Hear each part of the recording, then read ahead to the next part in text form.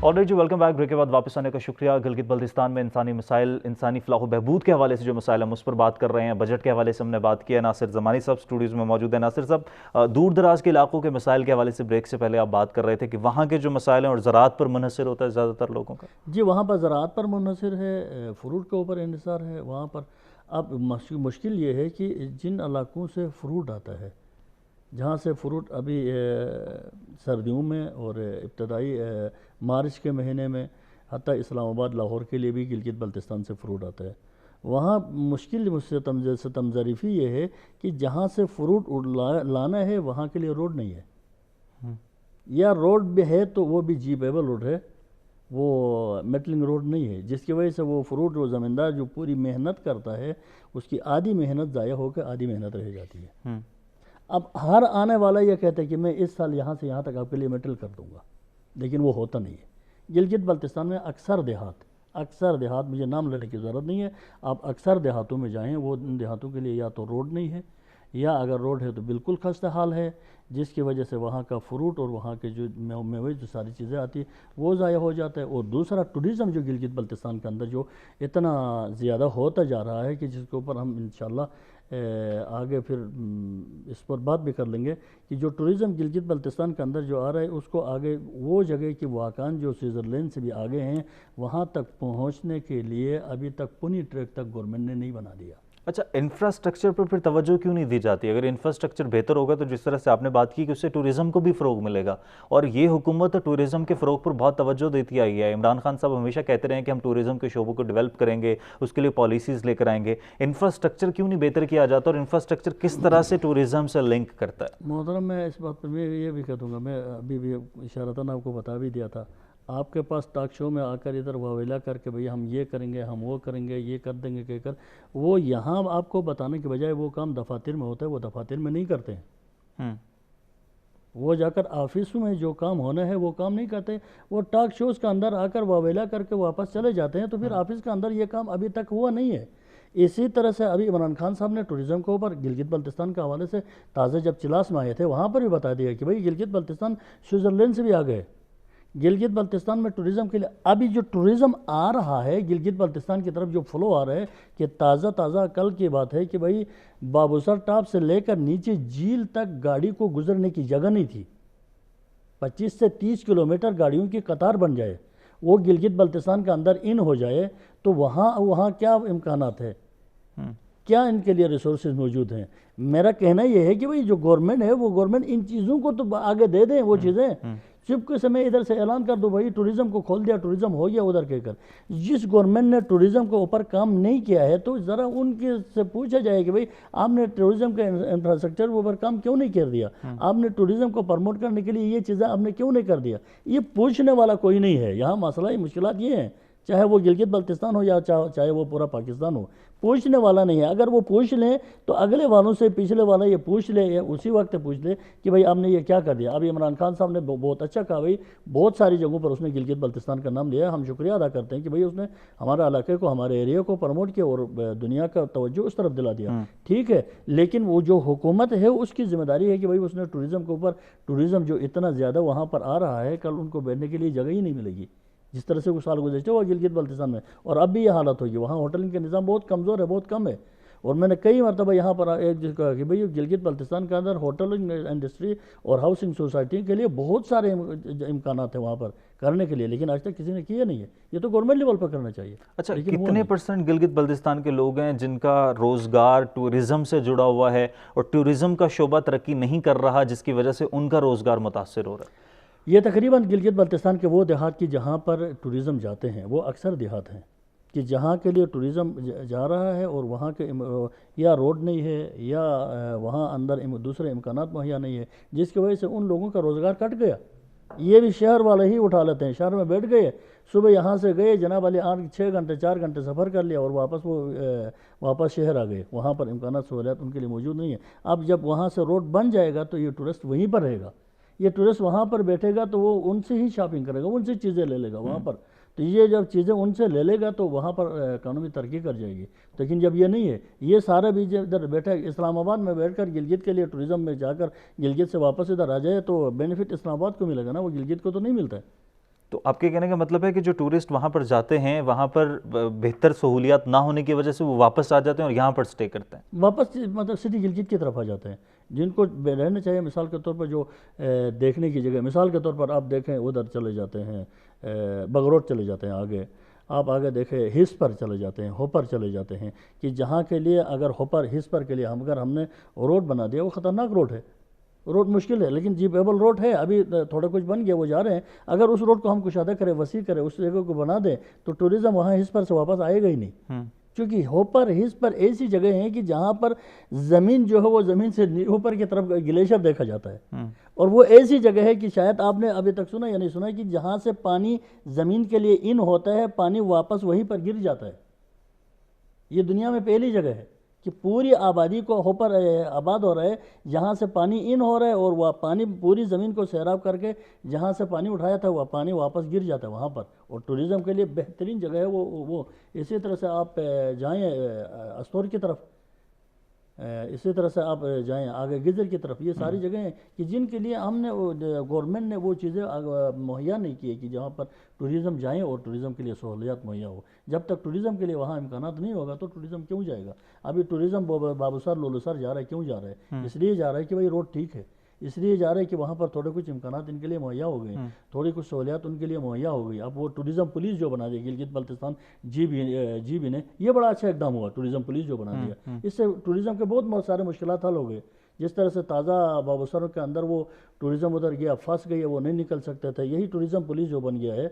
تو اس tourism police کے بنانے کی وجہ سے وہاں پر یہ جو اس پر محنت کر رہے ہیں ہمارے جو اس وقت آئی جی گلگت بلتستان ہے وہ، اور ٹوریزم پولیس کے ایس ایس پی ہیں تنویر صاحب، کہ جن کی محنت سے ٹوریزم پولیس نے اب گلگت بلتستان کے اندر جو KKH ہو یا دوسری جگہوں پر ہو، وہاں ٹوریزم کی مشکلات کو انہوں نے تو حل کر ٹورزم دیا. پولیس کا کیا کردار ہے اور کس طرح سے ٹورزم پولیس جو نارمل پولیس ہے اس سے مختلف ہے؟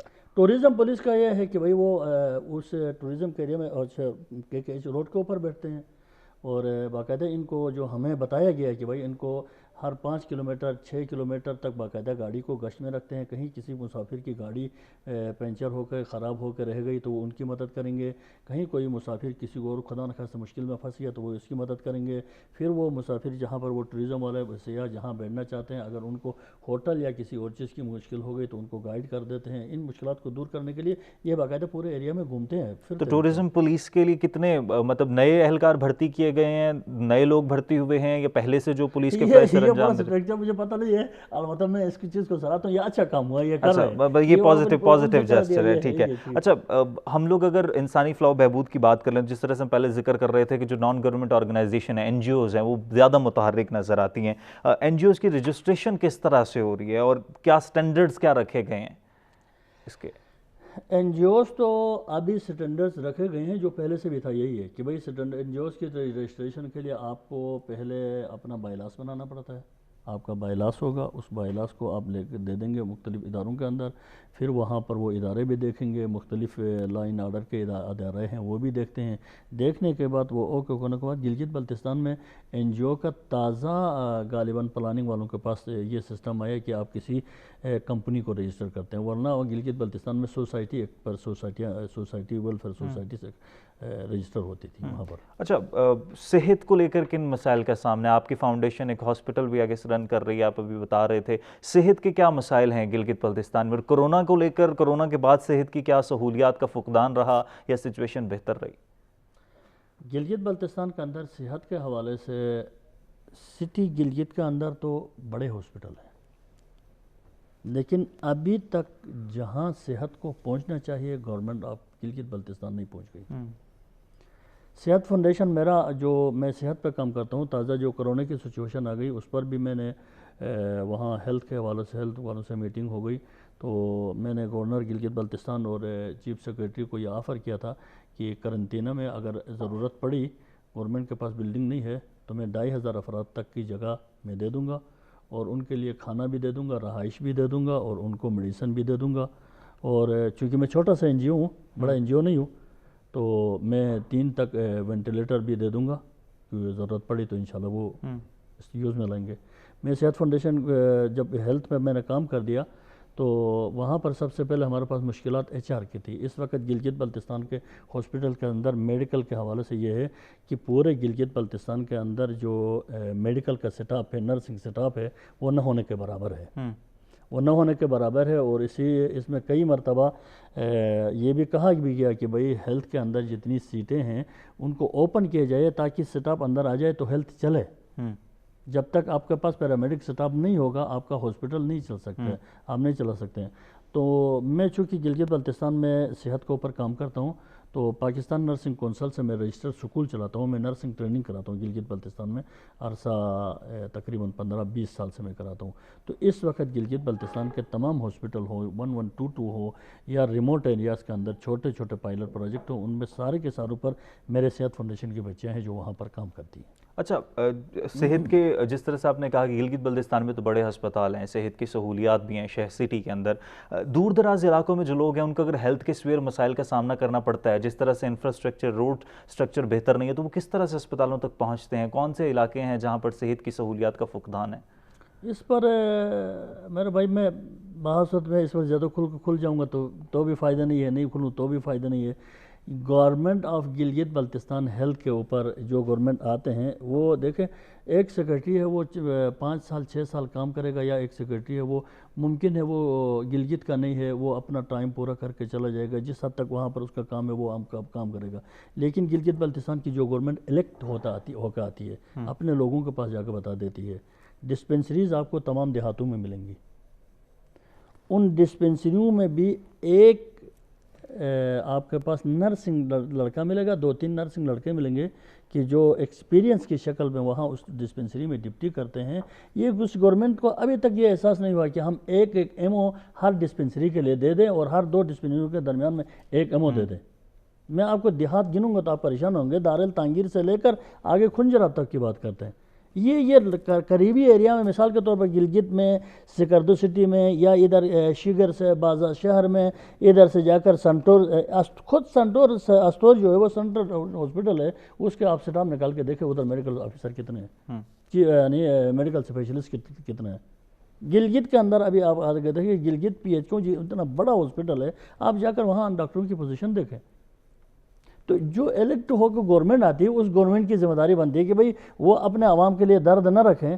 تو آپ ادھر ٹی وی میں بیٹھ کر آپ میرے لیے کتنا درد رکھیں گے؟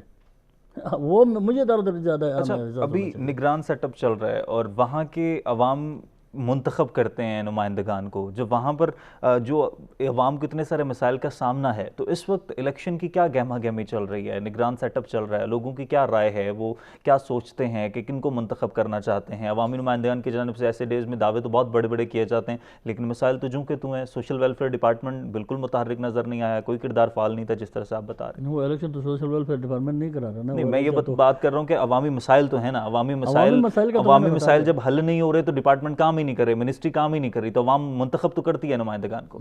بس اسی طرح سے وہ کوئی کسی ایک کو لے کر آ جائیں گے جو سو کر رہے گا تو اور کیا کریں گے. اب وہ عوام کے اوپر منحصر ہے کہ میں تو نہیں بتا سکتا ہوں کہ بھائی وہ کس کو لے کر آ رہے ہیں. اس وقت سر گہما گہمی چل کیا رہی ہے؟ گہما گہمی تو الیکشن کے شور ہے بھائی. الیکشن شروع ہو گئے ہیں ابھی. انتخاب وہ ہر کوئی پارٹی جو ہے وہ اپنے نمائندگان کو، ابھی تک تو ہر پارٹی نے اپنے نمائندے کو، کھلاڑی کو میدان میں بھیجا نہیں ہے. دیکھتے ہیں وہ کون بھیجتے ہیں میدان میں لاتے ہیں. ابھی تو تازہ سی پیک کے حوالے سے کہا جا رہا تھا کہ سی پیک جب تک میل کو پہنچے گا تو وہاں کے عوام کو فائدہ ہوگا. اس کا کچھ فائدہ ہوا وہاں کے عوام کو؟ سی پیک تو ہمارے ادھر سے تو یہ فی الحال تو کہہ چل رہے سی پیک آئی ہے تو بات ہوگی نا. تو کچھ لگ رہا ہے کہ جب وہ مکمل ہو جائے گا تو عوام کو کچھ ملے گا انفراسٹرکچر کے حوالے سے؟ مکمل ہو کر وہاں پر اگر وہ کم از کم اگر وہ انڈسٹریل زون نہیں رکھتے ہیں، کوئی ایک ونڈو بھی چھوڑتے ہیں تو گلگت کے لیے فائدہ ہے. اگر ایک ونڈو بھی نہیں چھوڑتے ہیں تو دھواں ادھر چھوڑ دیں گے، سامان اسلام آباد آ جائے گا. ٹھیک ہے. اور وہاں کے عوام کا جس طرح سے آپ نے پہلے بیان کیا کہ ٹورزم کے ساتھ لوگوں کا روزگار وابستہ ہے، اب کورونا کے دور میں ٹورزم بالکل فعال نہیں تھا، تو لوگوں کے پاس کیا متبادل ذرائع کیا تھا روزگار کا؟ احساس پروگرام کے تحت بھی راشن تقسیم کیا گیا؟ ہاں، احساس پروگرام کے تحت راشن تقسیم ہو گیا اور پرائیویٹ NGOs نے مدد کی. ان کے لیے بہت سارے مخیر حضرات تھے کہ جنہوں نے وہاں کے لوگوں کی مدد کی، جو غریب ہیں، تنگ دست لوگ ہیں، جو پورا نہیں کر سکتے تھے، ان کو لیے دے دیا انہوں نے. ٹھیک، طرح سے چلا تو کتنے لوگوں میں راشن تقسیم کیا گیا، کتنے پیکیجز بنائے گئے؟ باقی پورے پاکستان میں حکومت کی طرف سے کہا گیا 12,000 روپے کا پیکیج بھی دیا گیا، وہاں پر کتنے پرسنٹ لوگ تھے جن میں احساس پروگرام کے تحت راشن بھی تقسیم ہوا؟ احساس پروگرام کے ساتھ تو ہم ٹچ نہیں رہے ہیں، لیکن البتہ ہم پرائیویٹ سیکٹر پہ ہم جو پیکیج دیتے تھے مختلف مخیر اور ڈونر حضرات سے لے کر، وہ ہم دیہاتوں میں غریب لوگوں میں تقسیم کرنے کے لیے ہر دیہات میں ہم پہنچتے رہے ہیں، وہ تو ہم نے دے دیے، لیکن کوئی ایسا فرد نہیں رہ گیا گلگت میں کہ جس کو یہ پیکیج نہیں مل گا، وہ جس کا کھانا بہت شکریہ ناصر زمانی صاحب، وزیر برائے انسانی فلاح و بہبود گلگت بلتستان ہمارے ساتھ موجود تھے۔ اور عوام کی فلاح کا جو ادارہ تھا کوئی کام نہیں کر رہا تھا، جو منسٹری تھی سوشل ویلفیئر کی، اس کی طرف سے ان کا کردار کوئی فعال نظر آیا نہیں۔ بجٹ کے حوالے سے اب نئی حکومت آئے گی، الیکشن کی گہما گہمی چل رہی ہے، اور جب یہ دور چلتا ہے تو عوامی نمائندے جو ہیں وہ نکلتے ہیں، جنہوں نے منتخب ہونا ہوتا ہے۔ ابھی عوام پر ڈیپینڈ کرتا ہے کہ وہ اپنے مسائل حل کروانے کے لیے کس کو منتخب کرتے ہیں۔ آج کے پروگرام سے اجازت دیجیے، اللہ نگہبان۔